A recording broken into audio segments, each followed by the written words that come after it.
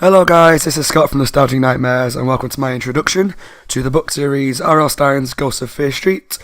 This is a series of 36 books that were released between 1996 and 1998 and were kind of part of a spin-off from his Fear Street series but for younger readers, similar to his Goosebumps series. However, although they say R.L. Stine's Ghosts of Fear Street, I discovered a couple of months ago that actually R.L. Stine didn't write any of them. They were all ghost written by other authors.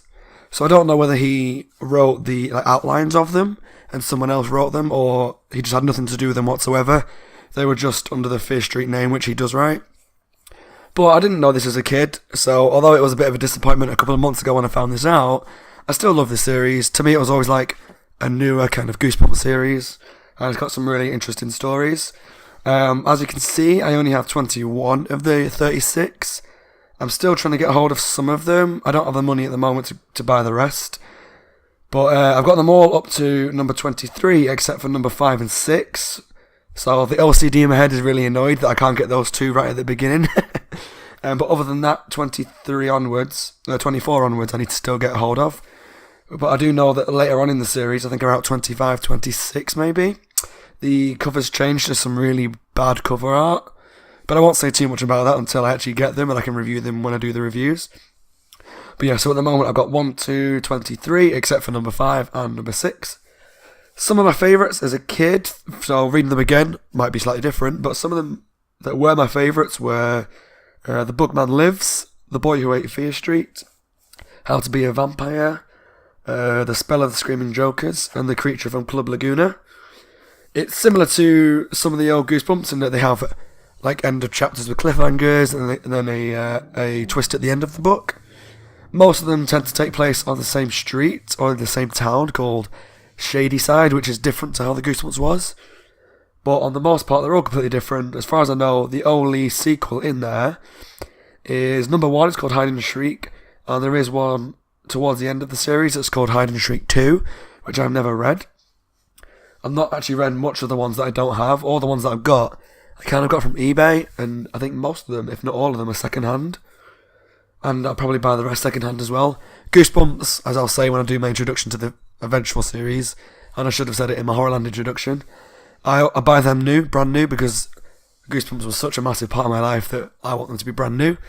Whereas, although I loved Ghosts of Fear Street, because I've got most of them already second-hand, I'm alright buying some more second-hand, which sounds really ridiculous, I know, but that's just how I roll. But yeah, if you like Ghosts of Fear Street, please let me know. I'm not seeing a lot about it on YouTube, again, other than some videos about people who put their top 10. But I would recommend them if you like Goosebumps. Even though they're not written by R.L. Stine, they're very much in the same kind of vein as R.L. Stine.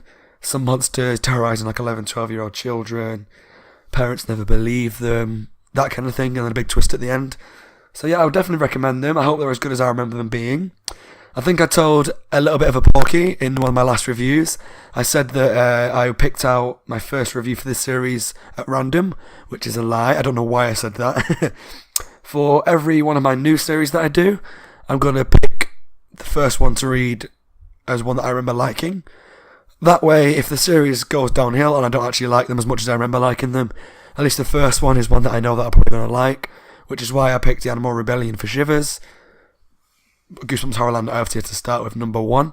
But for this series, I'm starting with The Creature from Club Laguna, which is on the bottom row and is the third from the right. It's got the monster with a cocktail in his hand. I remember loving that one as a kid, so I'm going to start with that one. It's number 21 in the series. Again, I don't know many people that like this series, so please let me know if you do.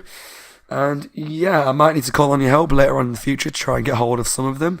Because number 5 and number 6 in particular, I'm really struggling to find the original copies.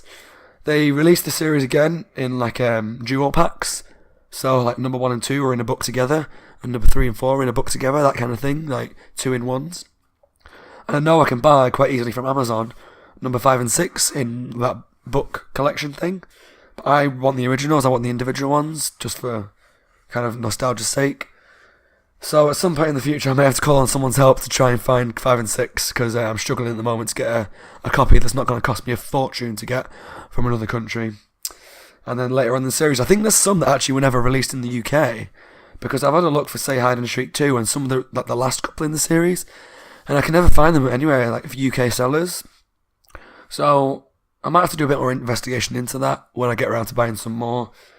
And then I'll do some more kind of these introduction things once I've got the rest of the series in full. But yeah, that's Ghost of Fear Street. Give me a comment and a like if you like this video. And I've got a bit of a sore throat at the moment, as you might be able to hear.